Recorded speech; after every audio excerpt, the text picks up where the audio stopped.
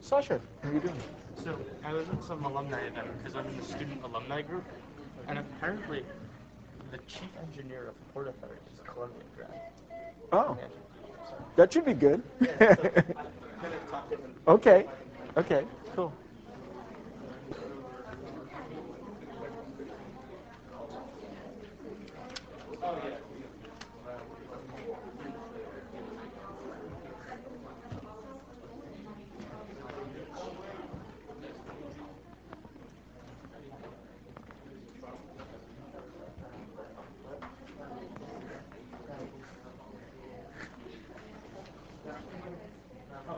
Well, you look ready. I'm ready. I have this plan. Let's see. So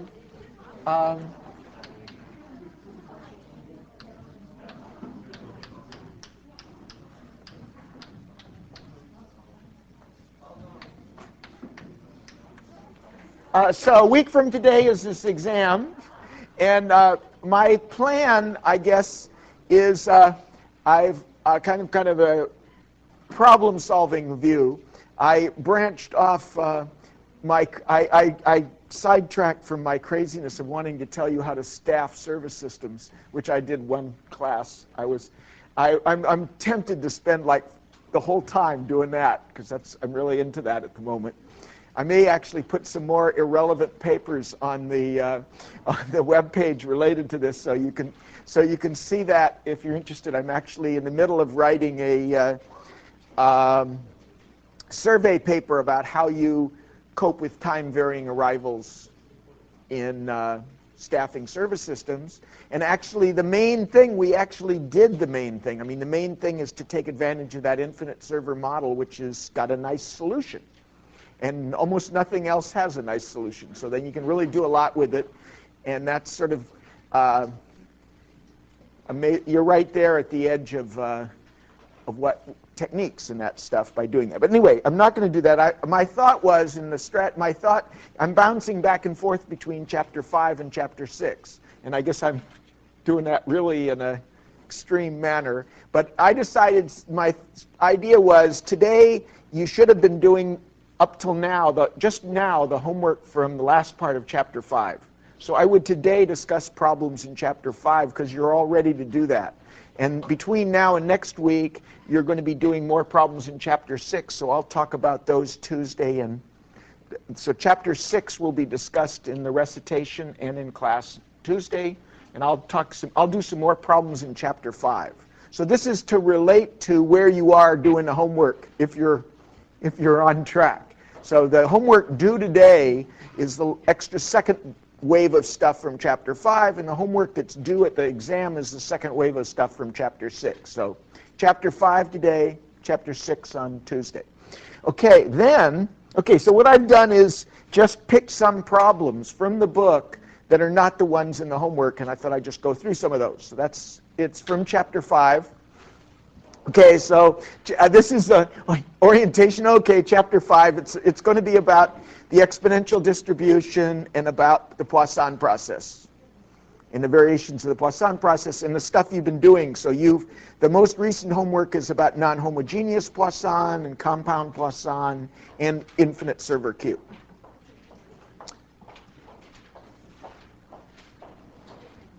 Okay, well, we have, I have in mind starting with 37 and 38. So 37. So we're in chapter 5. So cars cross a certain point in the highway in accordance with the Poisson process at rate lambda equals 3 per minute. If Colleen blindly runs across the highway, then what is the probability that she will be uninjured if the amount of time that it takes her to cross the road is s seconds?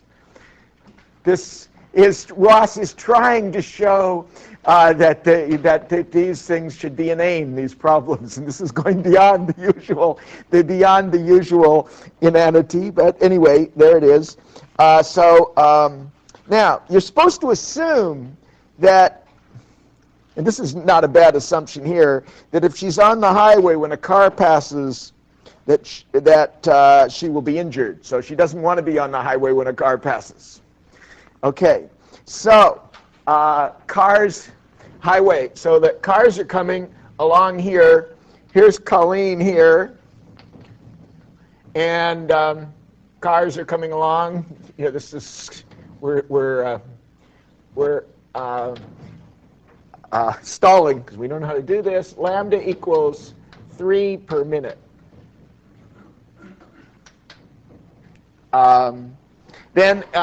So we've got a reality here that it takes some time. It takes s seconds to cross the highway. So the idea is if the car actually in our model is at a point, but if the car at some point intersects Colleen during the s seconds there, so you can think of it as one-dimensional. The car really is a point, and Colleen's a point, and if it takes her s seconds to get across, so if the car and Colleen are in the same place, during that s seconds, that's bad news. Okay, and so we want to find out as a function of s. I guess she's deciding whether or not she wants to cross the highway, right? And how fast she goes is going to, make her decide whether it's. They're not counting the fact that you might look. Okay, there's a lot of stupid stuff here, right? You might look and you might not see any car for 5 miles in either direction, right? If you have good vision, and you might just cross. Or maybe you're in New York and you just cross and the car's going to wait. Forget the car until the car's going to stop. You're going to, okay, so anyway, here's this thing. So I guess this thing sort of, even this problem though, it's pretty simple, and yet it's not quite formulated right at the beginning because the cars are coming along and we don't know quite where she is and so forth, but it's sort of, you're supposed to think abstractly here that you have a Poisson process, so you think of it more abstractly of a Poisson process, and points are occurring, so randomly, here's Poisson process. And at some point, you're going to have s seconds, right? And you want to make sure there's no point in that interval. Some interval of length s seconds. Well, we haven't got time. We've got things happening in time. So we have some interval of time where there should be no points, right? For she gets across. If in the length of time s seconds, there's no arrivals. So part of this is, well, we didn't say when the time was, we didn't say when we started, the kind of thing's disoriented. But since the cars are coming at a Poisson process, and she's doing this blindfold, right? She doesn't pay any attention to what she sees, so she's just going to cross, say, blindfolded. And then it doesn't matter, so you just think the issue then simplifies to just looking at the Poisson process and asking in some designated interval of length s seconds, is there no points there?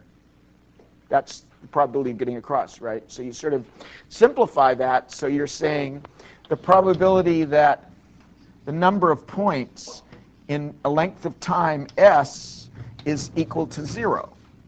I mean, this is what you want, right? So I guess this is really an easy problem of these problems, but it's sort of, all this mess of the car and everything is not, and actually all you really want is the probability that the number of points, and now we've made it in the interval 0s in time, because it doesn't matter, we can start time at this point when she starts across the highway, and she's going to be there for s seconds, and so it can be, we can call that time 0.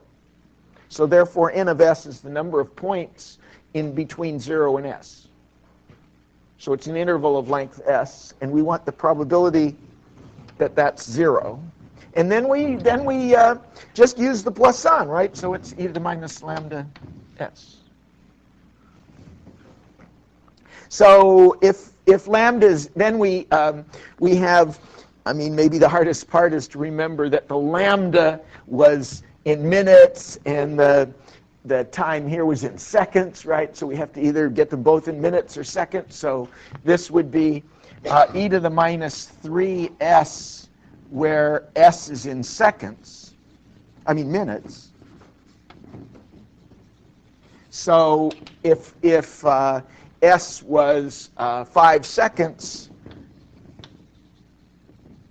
that's really 1/12 of a minute, right? So we would have e to the minus 3/12, e to the minus 0.25, going across, yeah. Do like instead of just saying probability n s is equal to 0, since you know the inner arrival time for the cars is exponentially distributed, given the Poisson process, could you say the probability that there are no arrivals? Like, well, so actually, in a way not, but in a way it's sort of the same, because it's not like she sees a car and then she's going to do something in that interval. So but it's true, it's indeed true, if you come to the beginning of this point, this is the starting point, we call this time 0, right, when she decides to cross. Actually, the history doesn't matter, right? So you're really thinking correctly, that when she comes, it's exactly right, right? So when she comes, whenever it is, when she first crosses, time 0, because the history doesn't matter in the Poisson process, you want to make sure she gets across if the next arrival is after s, which is exactly this as well. So that thinking is totally, the duality between the inter-arrival times and the counting process is totally reasonable to think about. So that's totally correct. You could just say, oh, well, she arrives at some time and it doesn't matter when it is, and then the next arrival should be bigger than s. Yeah, and that's maybe simpler. That's another way is the Poisson interval number of points in that thing, and they better agree, right? And this would be the tail of the exponential inter-arrival time, and it's also the number of points being 0. Okay.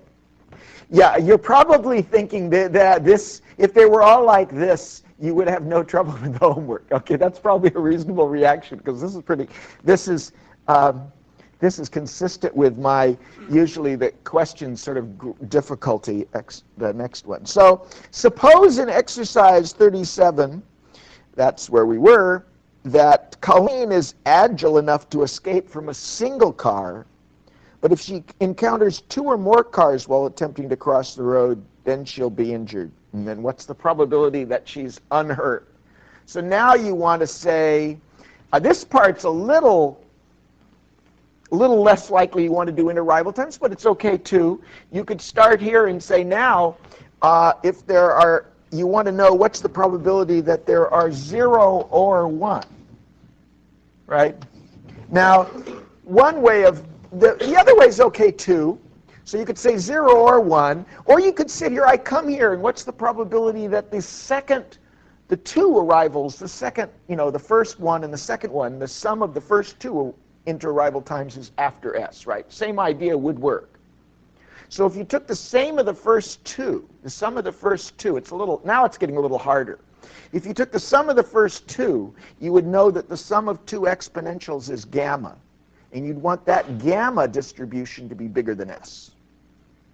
It's Erlang 2 or gamma, because it would be the sum of two exponentials bigger than S. But here, this is a little better, because we can just compute the Poisson. Now this is probably a little easier than instead of messing with the gamma. We can say, oh, well, that's 0 is this, and then 1 is, and that'll be what the gamma thing would be also, right? But this is 0, and this is 1, right?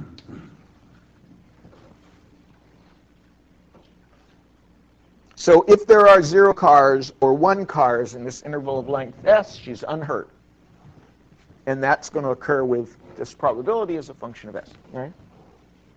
Okay.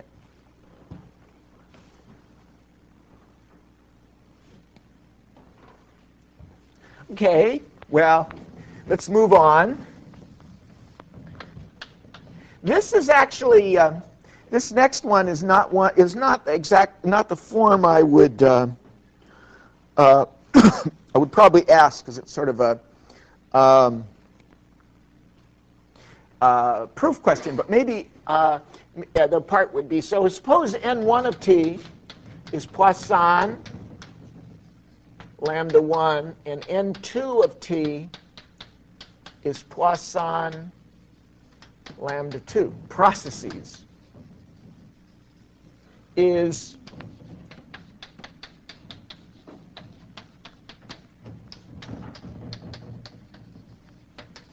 and what's the rate? If so, you have a Poisson process, and you have another Poisson process, and you add them up. Is this process Poisson? And if so, what's its rate?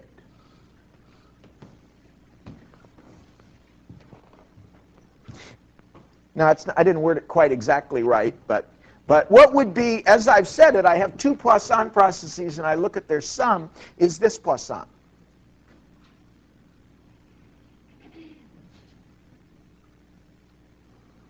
Do we want to engage this issue? What would we? So I have two Poisson processes, and I want their sum. Then this question, the important point. This question is actually you want to answer this question and can give a proof. So I'm not really emphasizing proofs, but the point of that is the point of the proof part that's good is to think about what is the definition.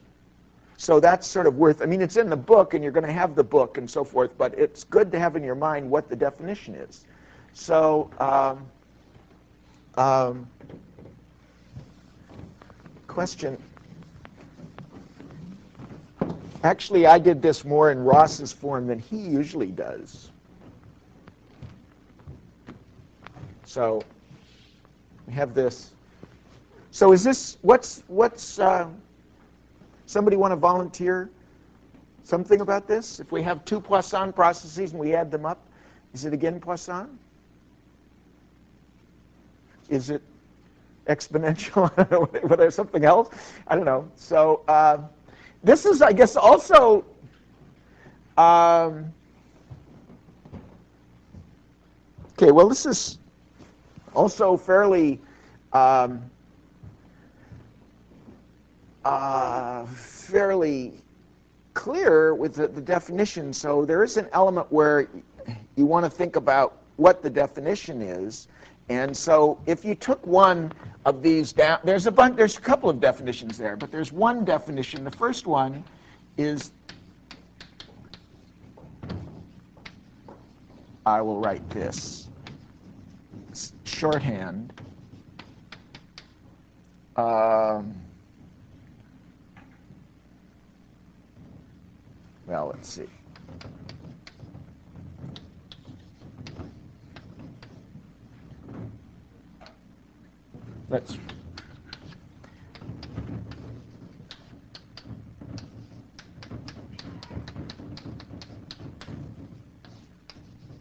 right?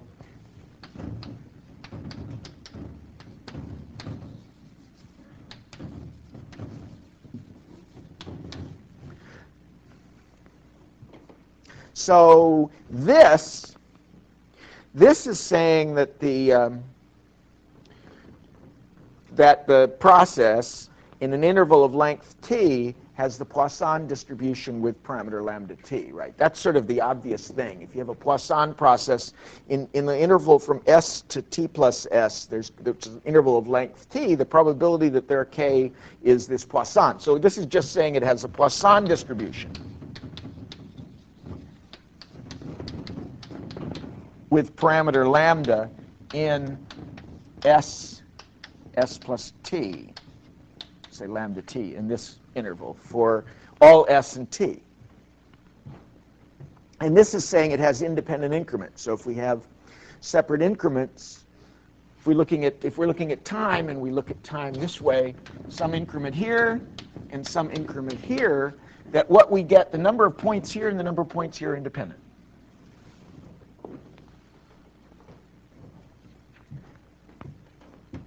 Okay, well, coming back, that's the sort of definition you want to apply. So coming back to this, I guess the first thing to see, which is actually assumed in the problem, but I didn't state it, is that you want these to be independent because you want them to have independent increments.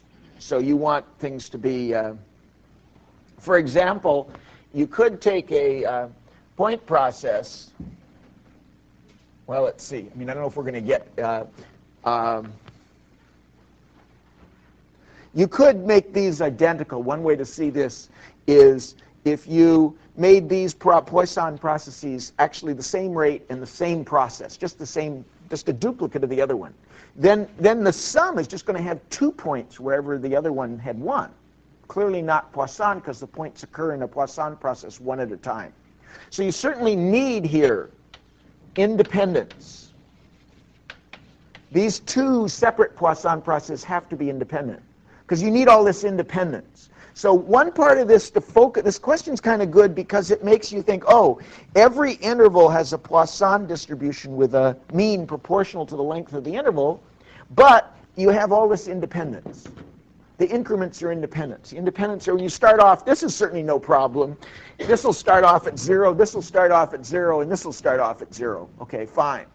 That's not a major point, but this independent increments is maybe the tricky technical property, that you have all these independent increments. So if these were not independent, but when these are independent, then each one has independent increments, and so separately, so whatever, if you took 2 increments, and you say there's n1 and n2, and n1 and n2, this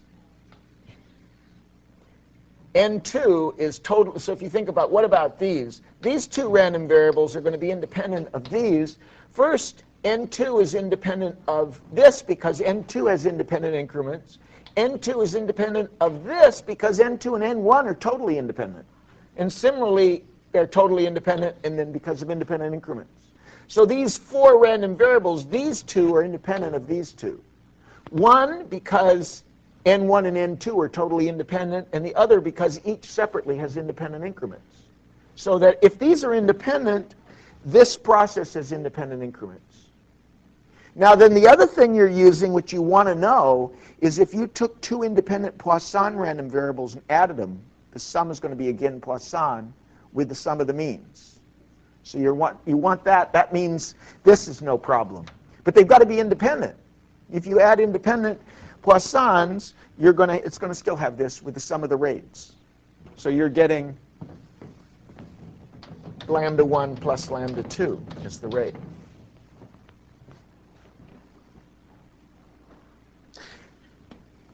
The question's kind of good to think about, is it true and why is it true? You have to know the definition.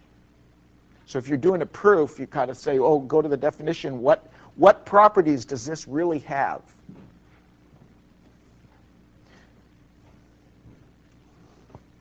Okay, maybe let's move on. Maybe that's not as exciting enough.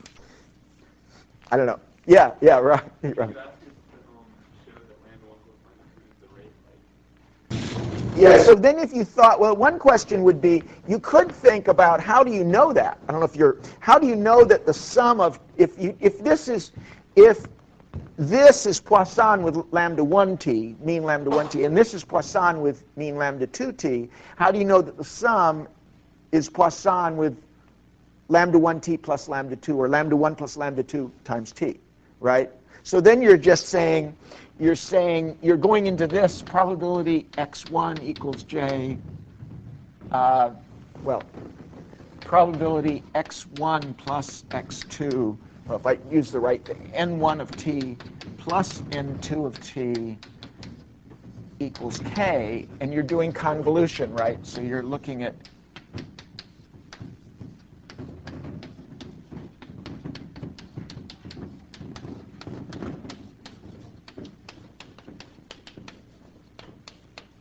so we want to know what's the distribution of the sum, right? Then that's the probability. The first one's j, and the second one's k minus j, and they're independent, so I just factor them. And then I sum this.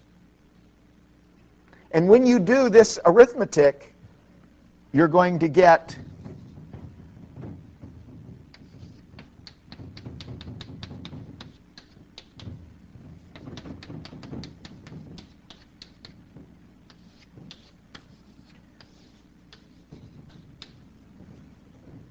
which is in the, this is, you'll see that, right? So that's somewhere in the, actually you see that already in the early chapters where you just do that the sum of Poisson variables is Poisson.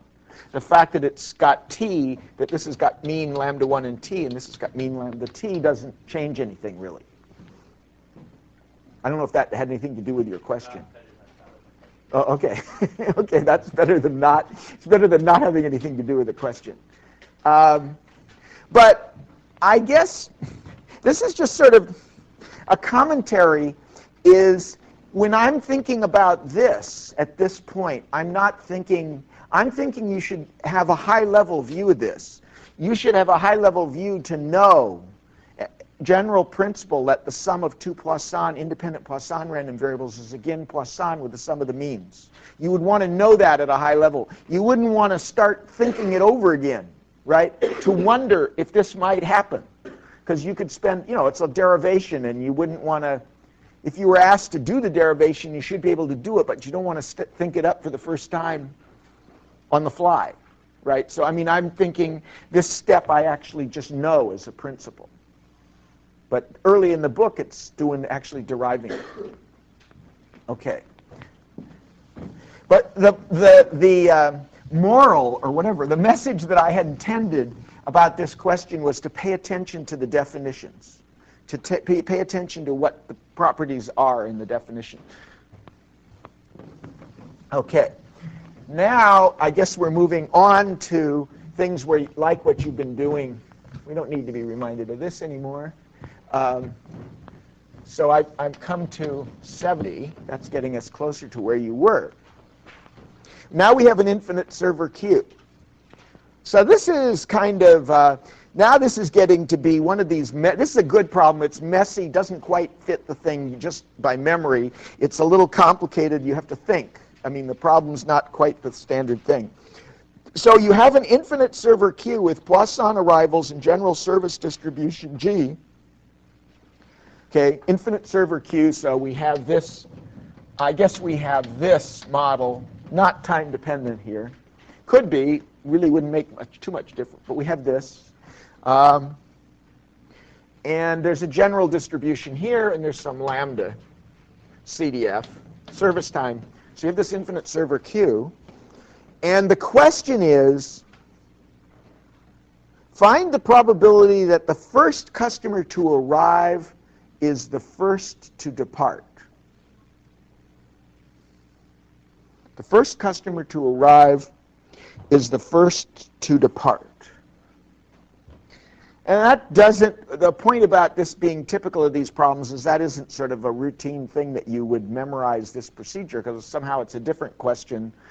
It's some other thing. You've got to think, right? So the first, we want the probability first arrival is first departure.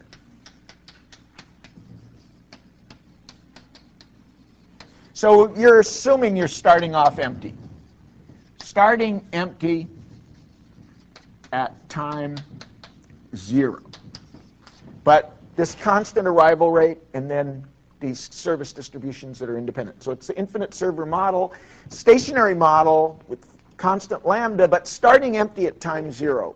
And then you go along and somebody arrives, and then you want to know whether are they the first to depart. Well, first of all, keep in mind that we've actually got infinitely many servers. So what's happening, if we did a picture of what's happening, we would have, say, an arrival occurs here at some point. I could put this person is here, and this person will be in the system at some point. And there'll be another arrival here, and this one may be here. It takes us up here. It'll be in the system sometime. And then maybe another arrival here, be in the system here. And this picture doesn't look so good because this second one departed before this first one. Not good, but easy, because each time they arrive, they enter service immediately. So, but the question isn't, the easier question would be, what's the probability that the first arrival departs before there are any more arrivals, right? I mean, then you're saying, oh, well, the first one arrives here, and he's in the system this length of time, his service time, and then you're asking, what's the probability there are no more arrivals in this interval? So you'd have to, that's the Poisson, this would be e to the minus lambda s, but then the s would be the service time density. Right? This would be the probability there's no arrivals in this length s, and then this would be the density of that s being the service time, right? This is actually easy. This is the different question. This is not the question. This question has more complexity. This is the answer of what's the probability that the first arrival departs before any other customers arrive, right? So he would be there for length s, and you're going to say, what's the probability there are no arrivals in this random interval? So for any fixed s, this would be the probability that there are no arrivals, and we'd integrate over the length of this service time. So this distribution would have density g. So g of t is equal to 0 to t little g of s ds, the probability density of this service time. And the arrival would come, first arrival, and then he has some service time distributed with this density, but for any s given, the probability that there are no arrivals is just this. But our question is whether there are, in fact, no departures, which means there could be a bunch of arrivals who don't leave. So this is much easier. This is an easier question. We're having something like this where these other guys could come in, this guy and this guy arrive after this guy arrives, and yet they could finish sooner or later, right? So you want to say this guy's here and this guy's in here, but you want to know in this interval here, you want to know that there are no departures. So you need to know that none of the arrivals in this interval departed, whatever they are. You don't know who they are. Okay, let me discuss that. So this we would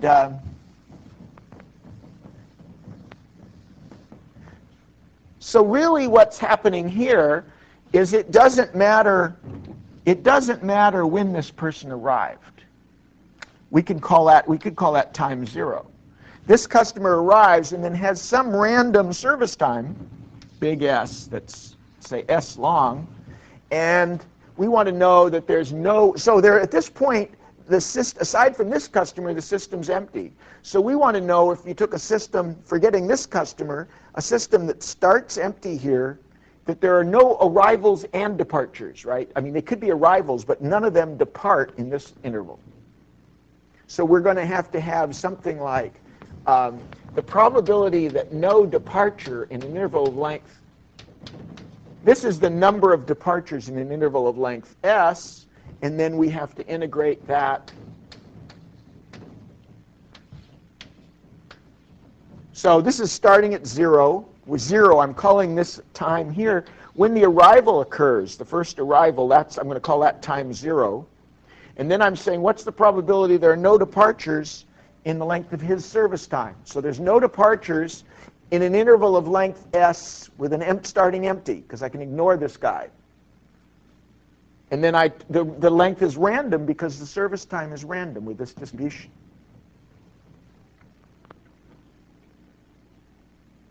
And this is, let's see now, this is, yeah, okay.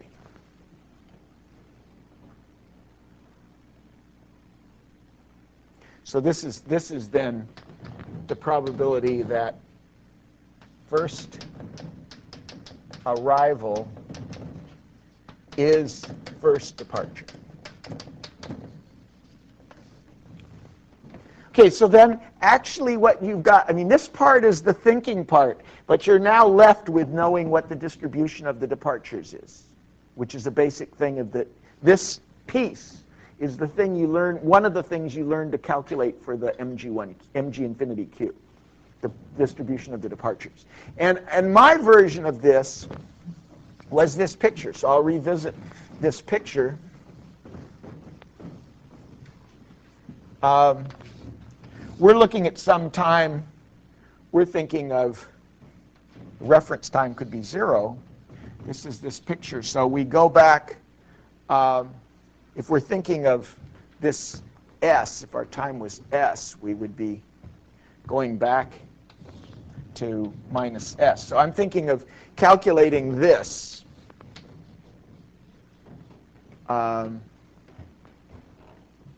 So I could call this s and this 0. Maybe I'll do that. Here we are at s, and here's 0. And I want to know that, so at this time, the system's empty. And what's going to happen is there's going to be a bunch of arrivals, and they're going to have service times. And I want to know that the probability that none of these, could be arrivals, but none of these arrivals are going to depart before s. So what really happens is I have these arrivals occurring according to the Poisson process, so forth, like this. So they're occurring Poisson lambda. And then there's service times, random, IID, independent and identically distributed, like this picture. So any of these, an arrival here with a short service time will depart.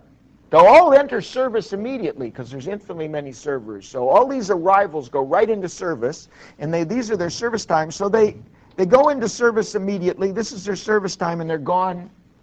And they're gone. So this longer one that comes above the line will be gone afterwards. But this one will be gone first. So I want to have no points in this triangle. Right? So this is this thing, the departures in between 0 and s are the points in this triangle. That's the picture I was doing before. Same thing. So this is the number of points, the probability ds equals k equals e to the minus m to the k, right? It's Poisson. So the probability ds equals 0 is just e to the minus m, but I have to say what m is. This is Poisson. The number of points in these regions are all Poisson. The question is, what is the mean? So that was one of the points. The number, then the way I showed that before is that the points, the arrivals are Poisson, and these things are independent. So when you look at rectangles, you see that you get Poisson number of points in any rectangle. So, but then you want to think of what's the rate here, and if you look at this, if you're in here, the points that are in here have intensity. This is this line. This is, if you're occurring at, if we go this way, t, then this will be t. So you want to be less than this point at this point. So this m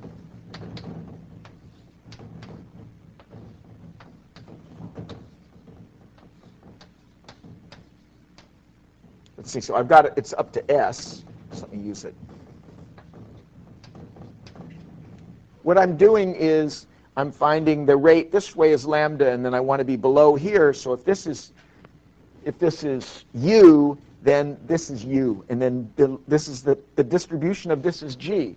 So this is the probability of being less than u. So u this way, call this u going this way, and then the probability of being under this line is g of u. And then that's true at each place along here. So I'm integrating to get the triangle. This is integrating over the triangle. I would have done a double integral. I would have done g of u 0 to g of v dv from 0 to u and then 0 to s. This would be to say each little point in here would have intensity lambda g of v. And I would do a double integral over the triangle. But that's just the single integral of the lines, right? If I said, well, this is Poisson and the rate of each point is lambda this way and the density this way, I would have, if I put the lambda here, this would be the intensity at the point that's uv. And then I would integrate this thing. Okay, all I'm doing is calculus to integrate this thing over this triangle. And it would be a two-dimensional integral if I did it simply, and it would become a one-dimensional integral if I simplify it this way.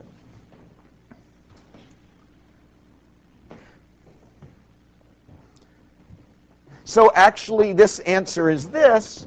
So it's, when you come back to here, this was this, you're left with 0 to infinity e to the minus, it looks a little bit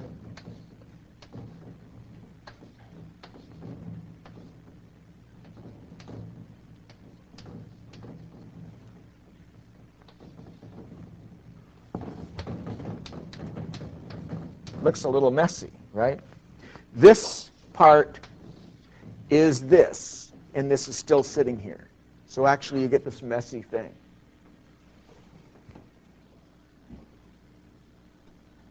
This is the distribution of the service time, and this is this probability that we just were computing, and that's just this integral of this rate, which is the mean of the that's the mean number of points in this interval, because it's going to be Poisson with that mean, which is integral.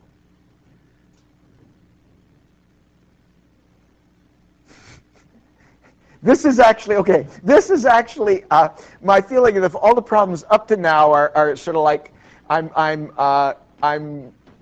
my thought is I'm probably annoying you with their triviality, and this one's not that way, I don't think. It's got enough complexity that you might be confused. So this picture is discussed in that one page in the paper, is this story here. It's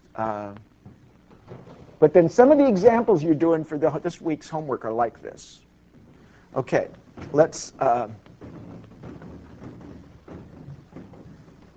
and this problem isn't even over yet. Yeah, you have to work faster than I do on next week. Okay, I'm not moving along too fast. This is let S of t, now I didn't lose my place, right? Seems really hard. Let S of t equal the sum of the remaining service times.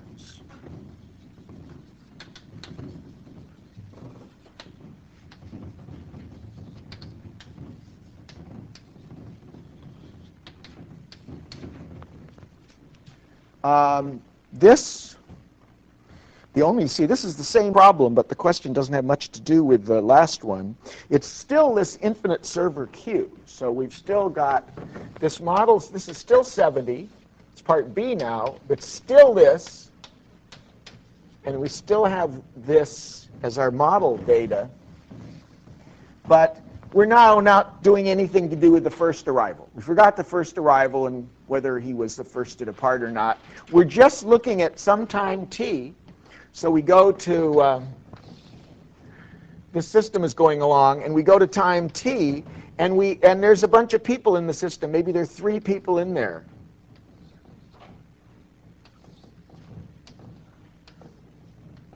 So there are 3 people in the system. They arrived at these times.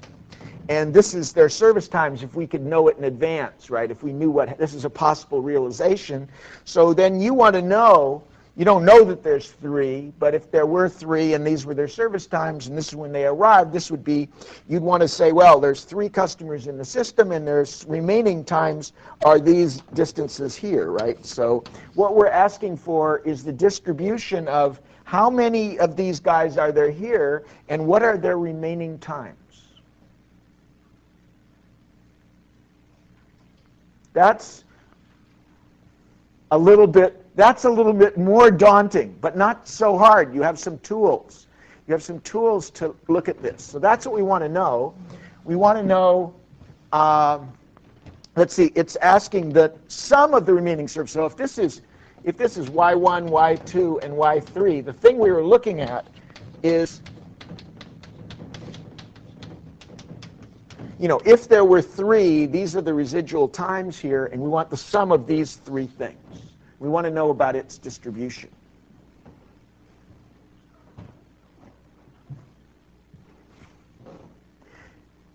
In all these, there is one principle to always use, right? What is this principle that apply to this problem?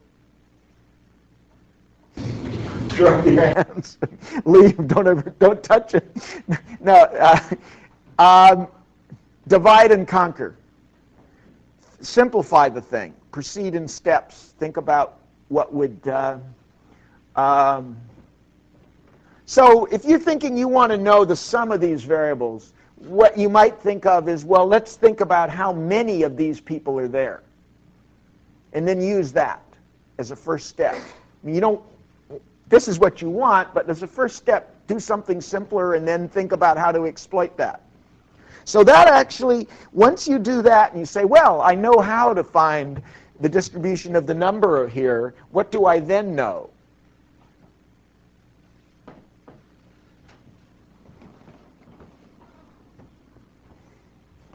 Okay, so those are 2 parts. We're going to think about the number there. So the first part is, well, what's the distribution of the number there? Second part is, given that we know the number there, we condition on that because we did the first part, what's the remaining? What can we say about this? Okay, so the distribution of the number there is a triangle again, right? So the triangle, first part, the probability that n of t is equal to n is Poisson again. But where the appropriate m here, new m, right? And so we're looking at this picture again, and if we go to t and we go to 0, parted empty here, the number there are the ones in this triangle here, going back from t to 0, number there. This has lambda 1 minus g of u du 0 to t. That's integrating above this. So m. Because the departures were down here and the ones that are still there are up here. Same idea. Okay, so that's probably the easy part. You do want to know how to do the infinite server queue in its very ugly forms, simple and otherwise, but infinite server queue. So this is the infinite server queue. This is the probability that there are n of them there at time t. And we're assuming you start empty at 0, so you can integrate from 0 to t and get this stuff. Okay, now the main part, I guess that's fairly basic. The part now is to think, suppose, now think about this, something. Condition on this. Suppose you know this, because you've got the probability of this. Condition on this. This is the divide-conquer part. Suppose you know that there are n arrivals in the interval 0t.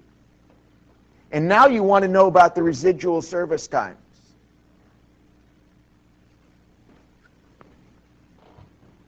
So we're going to assume n arrivals, n points. And we want to know how much is left.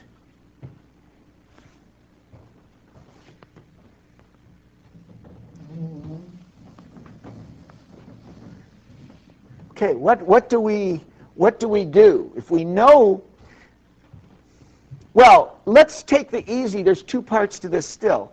If we knew there was an arrival right here at S, what would be its remaining distribution? If it was here, and it's still here. It arrived here, and it's still here. We've counted the number in the system. There's n here at time t. Let's just take one and suppose that it arrived here. What would be its distribution of the amount of time that it would be there still? So this would be this probability y, let's say greater than x, given that the arrival at s. So this is the picture of where here you are at 0 st, and this y is this remaining time for this guy. He arrived at s. He's still here at t, but this part we don't know yet. We know he arrived at s, and we know he's still there at t, but we don't know this. We don't know y. So we're thinking, what's the probabilities that this y is bigger than this? Well, this is just, if we know this part, remember that his original distribution was g. So this is, if we go back to his original, let's call s his service time. His service time is supposed to be, this is supposed to be bigger than x. So his service time is supposed to be bigger than t minus, or if I've got these labels here, this is the probability that the service time is greater, if this is t plus x, right? This is x here. This is time t plus x, t s. And this we're concerned that y is bigger than x, so that should be at t plus x. T here, t plus x. So the service time is going to go from t plus x, so this should be bigger than t plus x minus s. We want the probability that the service time is bigger than this interval, which is t plus x minus s, given, let me write it here, probability that the service time is greater than t plus x minus s, given that it's greater than t minus s, which is just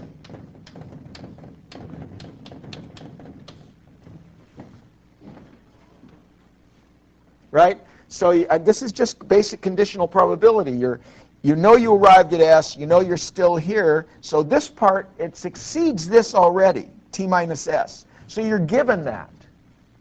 But you want the probability it exceeds x plus t minus s. So this is the probability that it's x more, given that it's already t minus s. Right? That's just basic conditional probability. But I've assumed this. I don't really know this. So this is really the easy part. The point is, what do I know? I'm going to assume that there are n of these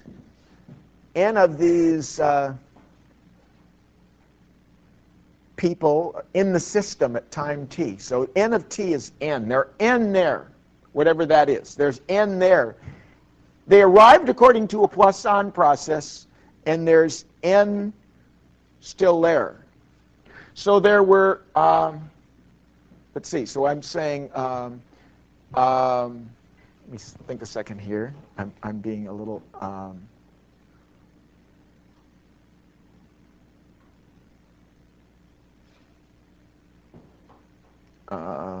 being a little...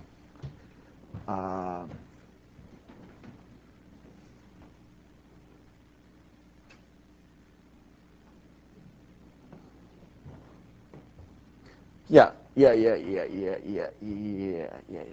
I guess,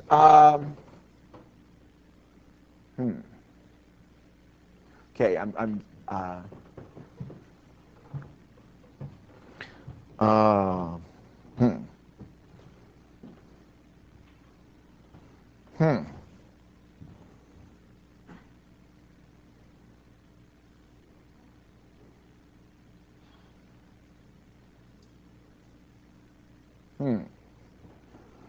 It seems like it's harder than I'm thinking about here. Okay, what do I know about these guys? The number of arriving there.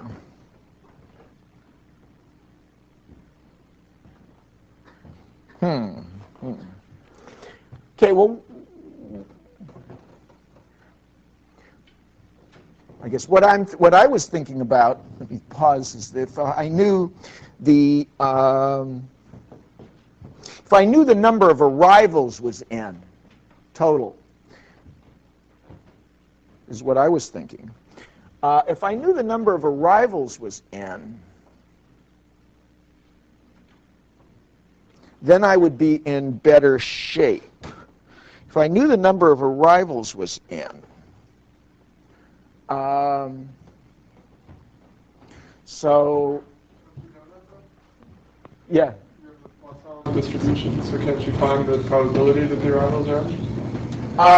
Yeah. Well, let me just say if I started with not how many are, if I started with how many arrivals were here only, which is Poisson, then rather than how many are there in the queue. If I start with how many arrivals are there, that's Poisson. The point then is, if I know the number of arrivals is n, then where they occurred is like independent uniforms in the original interval. That's kind of that's the key thing you want to use. So if this is Poisson, I have the number here, but I don't want to use the number that are left. I want to use arrivals. Because if I use the number in the queue, I'm going to not know when they arrived, and I'm in trouble.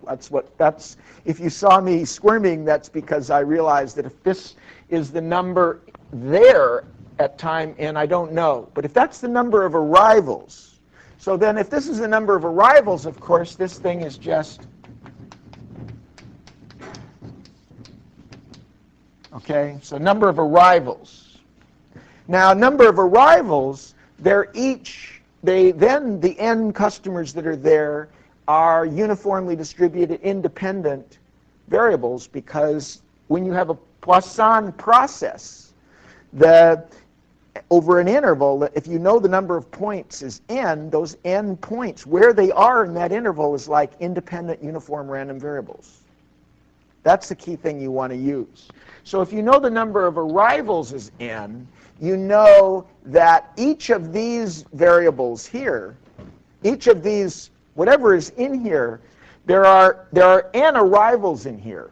Now, they may leave sooner. I'm not assuming this. They may leave sooner, but any one of these is going to arrive uniformly in this interval 0t and independently from each other.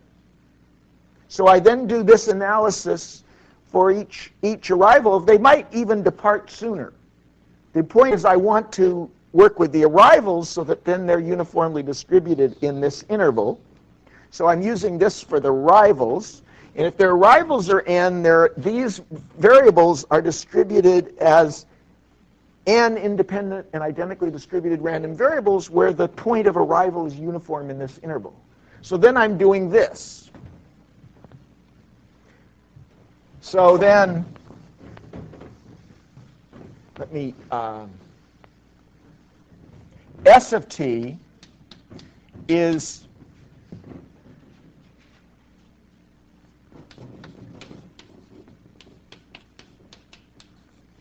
so first I have this, so I'm going to be summing this of arrivals. So if I say probability S of t less than y, this is going to be the probability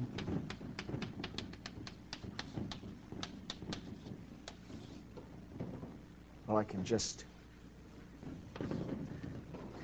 S of t less than or equal to y is the probability the Poisson, or number of arrivals, is n, and then the sum of n independent random variables are less than or equal to y. So this is compound Poisson. We have the Poisson number of arrivals, and for each arrival, these residual times, they may be 0, because they may depart. But these y's are distributed this way, so that if they have positive value, it's going to be according to this conditional distribution.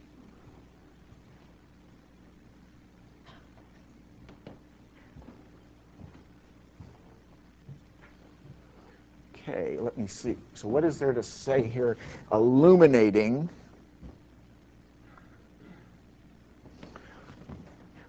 Okay, this story here, if I redraw this a little bit here, 0, S, t, t plus x. Arrival occurred here, but it will be uniform, so I will be integrating this. If I do this, take one of these. Probability y greater than x, for any one of these, they're independent, will be this thing, the probability s greater than t plus x minus s over probability s. Now, I haven't said the s, where the s is, and the s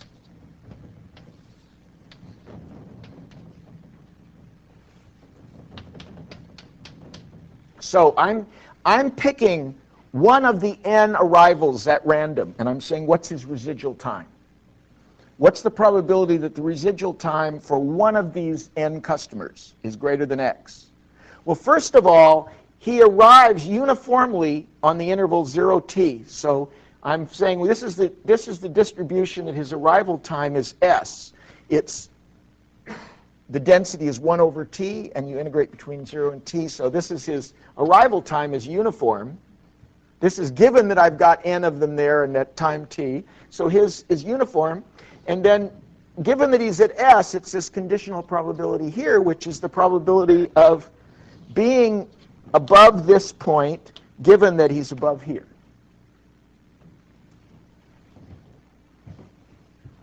So if you were to find the expected value, suppose we wanted the expected value of s of t, you'd have the expected number of these, which is, well, this is compound Poisson, so you would have this. This is the expected number of arrivals, and then this is this expected residual time, which has this distribution. And this would look, if you wrote this down, this would look like t plus x minus s.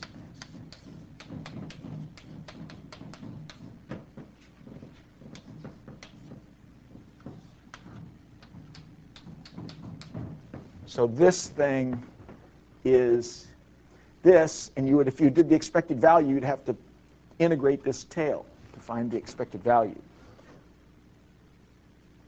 of this from this distribution. Well, I'm not thinking that's terribly okay. Well, let's see. I want to do 72.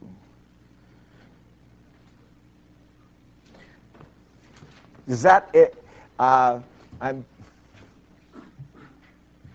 okay. Well, the thought here is it ought to be apparent that it's compound Poisson using the arrival process property that it's uniform, conditioned on the number. Okay. Well, let's discuss 72.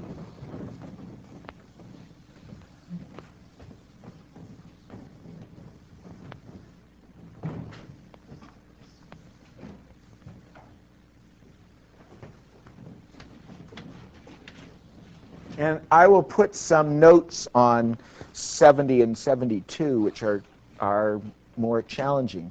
So you have a cable car, starts off with n riders. The times between successive stops of the car are independent exponential random variables with rate lambda. At each stop, one rider gets off. This takes no time. No additional riders get on. After a rider gets off the car, he walks home. Independently of all else, the walk takes an exponential time with rate mu. So we have the cable car starting, and there are n, if we draw the picture this way, there are initially n, and they make stops independent exponential random variables. So this is lambda minus 1, and it's going to go, this might be a picture, say, of what happens. You're at n and n minus 1, and then each of these is exponential. The times between you, one passenger leaves, and you go along, and then after n of these intervals, you're down here, and then there's nobody there. Now, at each of these times, there's an exponential variable with parameter mu where they're walking home. Okay? Now, what is the distribution of the time that the last rider gets off the car? So when does the last one? Well, that's, in this picture, if this is 0, that's exactly, this is the number here is 0, but if we make this time t, we're looking at the time that this thing first comes down, right? First part.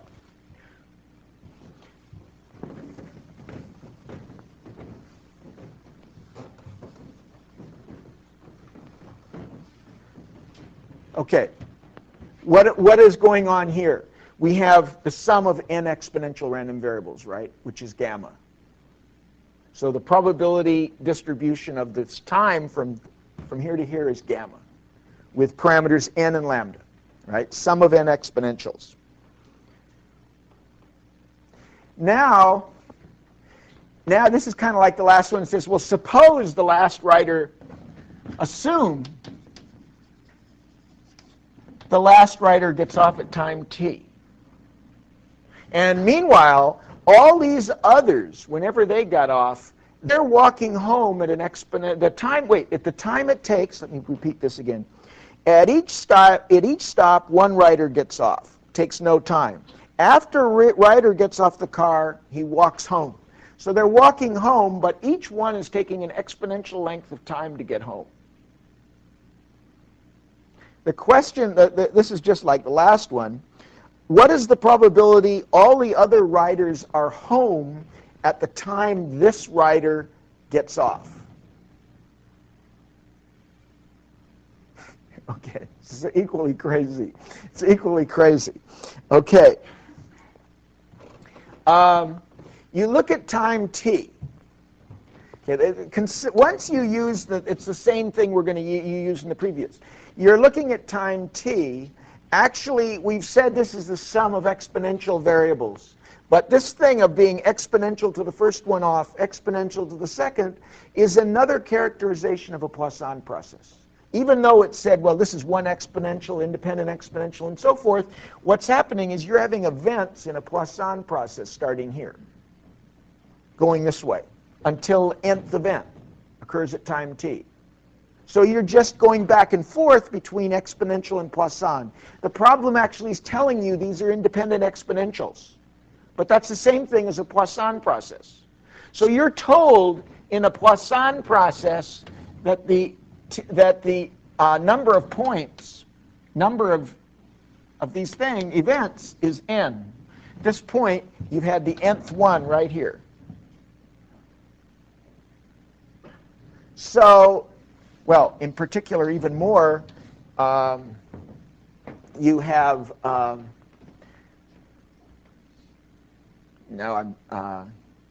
if you think of these guys, Let's see, now, if we look at the other guys, we want to look at the other guys, not count that guy. So we have n of,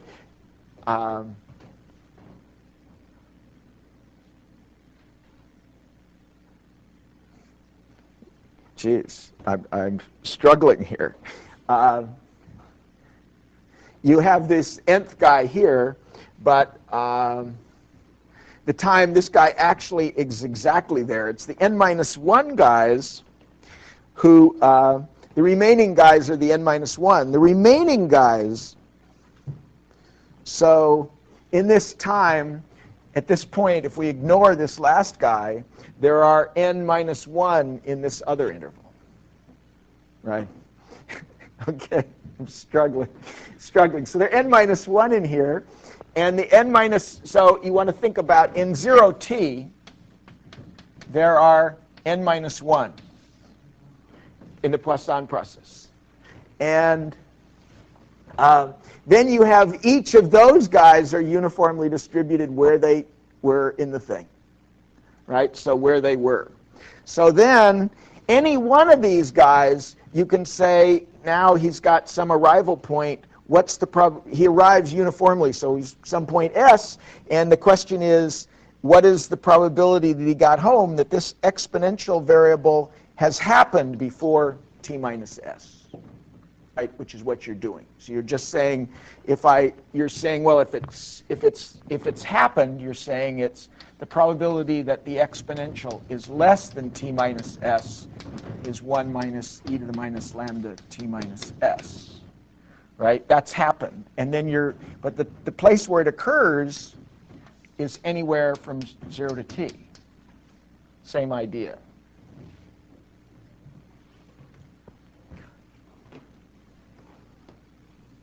This is enough to give you a headache, right?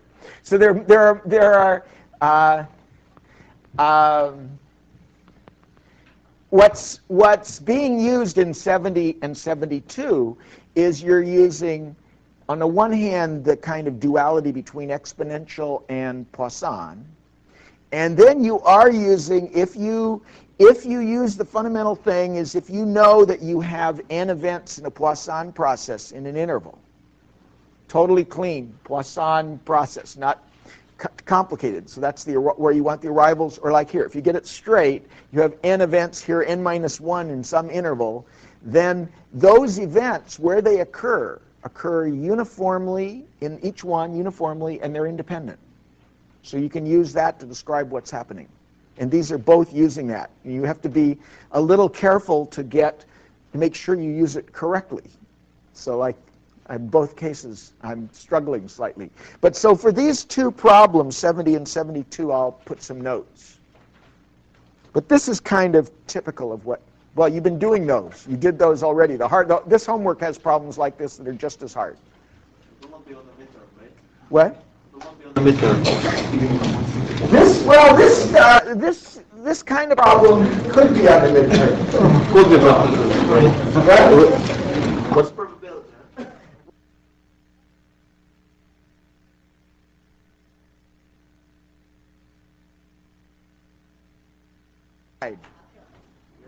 The homework as the guide. The homework is drive you crazy? Not that hard. So the midterm will not have that much.